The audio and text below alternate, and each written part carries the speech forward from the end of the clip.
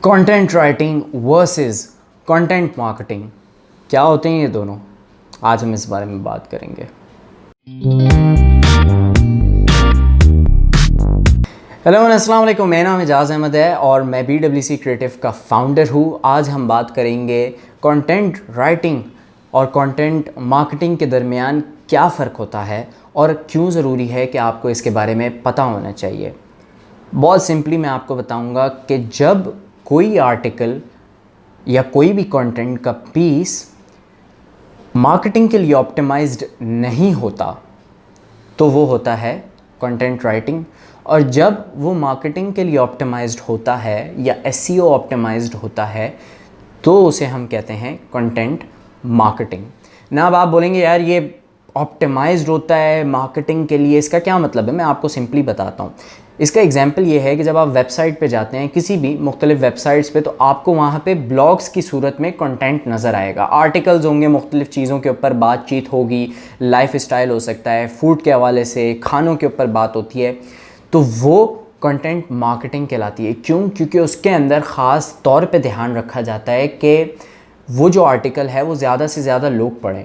अब एक आर्टिकल ज़्यादा से ज़्यादा वेबसाइट पे आकर लोग पढ़ें, उसके लिए आपको गूगल किस तरह से काम करता है ये पता होना ज़रूरी है।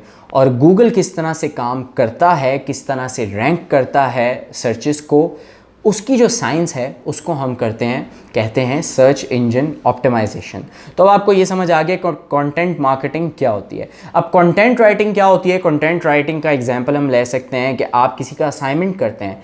आप अगर एक फ्रीलांसर हैं तो बाहर से लोग आते हैं, वो आपसे अपने एकेडमिक आर्टिकल्स लिखवाते हैं, ठीक है, कुछ भी हो सकता है। फ़र्क सिर्फ ये है कि जब उसके अंदर आप कहते हैं कि मुझे ये कंटेंट मार्केटिंग या मुझे ऑप्टिमाइज्ड नहीं चाहिए मार्केटिंग के लिए या SEO ऑप्टिमाइज्ड, तो वो कंटेंट राइटिंग होता है सिंपली। क्योंकि उसके अंदर ये एस्पेक्ट नहीं होता कि ये चीज़ वो आप शायद अपनी टीचर को देना हो, या आपने अपनी प्रेजेंटेशन के अंदर शामिल करना हो, या आपका थीसिस हो कोई, या एकेडमिक आर्टिकल्स भी होते हैं, तो वो सिंपली वहाँ पे जाता है। जो कंटेंट मार्केटिंग होती है उसके लिए वही कंटेंट लिखा जाता है, लेकिन उसके अंदर ध्यान रखा जाता है कि वो SEO ऑप्टिमाइज्ड हो, ठीक है। अब SEO पे अभी हम कभी बात कर लेंगे, क्योंकि SEO अपने आप में एक बहुत बड़ा टॉपिक है, तो उस पर फ़िलहाल हम बात नहीं कर सकते। लेकिन ये समझ लें कि गूगल पे रैंक करने के लिए, कि लेट्स से कि अगर मैं सर्च करता हूँ कि कराची में 10 बेहतरीन रेस्टोरेंट्स, ठीक है, तो कौन से ऐसे आर्टिकल्स हैं, ये कौन सी ऐसे वेबसाइट्स हैं जो सबसे ऊपर आएंगी,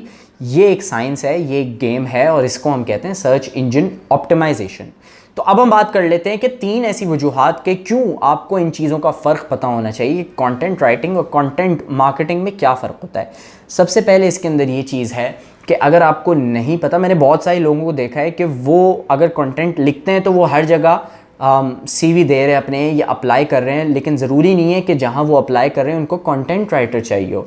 कंटेंट मार्केटर भी कई दफ़ा मैंने देखा है लोगों को कि रिक्वायरमेंट होती है, लेकिन उनके पास बहुत सारे लोग होते हैं, वो कंटेंट राइटिंग में आते हैं। तो ज़रूरी नहीं है कि अगर आप एक कंटेंट राइटर हैं तो आप कंटेंट मार्केटिंग के लिए अप्लाई कर सकते हैं, क्योंकि उसके लिए आपको SEO करना आना चाहिए। एक मुख्तलिफ स्किल सेट है, ठीक है, आपको सिर्फ लिखना नहीं आना चाहिए, ये एक एडिशनल स्किल सेट है जो आपके पास मौजूद होना ज़रूरी है। तो पहली तो वजह ये।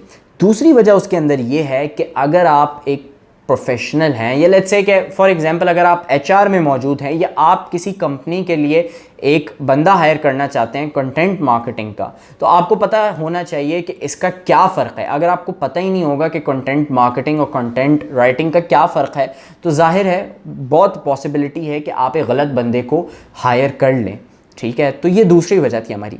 तीसरी वजह ये है कि देखें, अपॉर्चुनिटीज़ कंटेंट राइटिंग में भी मौजूद हैं और कंटेंट मार्केटिंग में भी मौजूद है, मगर अब मुझे ये ही नहीं पता कि इन दोनों के बीच क्या फ़र्क है, तो मैं अपनी करियर पाथ कैसे चूज़ करूँगा।